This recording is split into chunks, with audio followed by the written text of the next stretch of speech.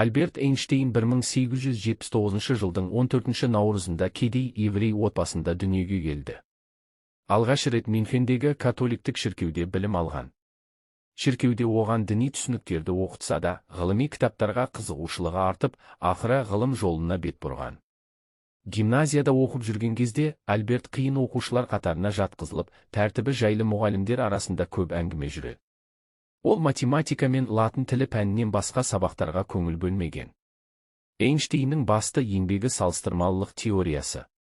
Сонымен қатар Эйнштейн заңы атанған фотохимия заңын анықтаған. Фотохимия заңын анықтағаны және теориялық физика саласындағы зерттеу жұмыстары үшін 1921 жылы 42 жасында Нобель сыйлығына ие болған. Эйнштейн фашизмге қарсы шыққан. 1933 жылы Германияны фашистер билеген кезде Америкаға қоныс аударған. Эйнштейн өмірде ұмытшақ, салдыр-салақ болған екен.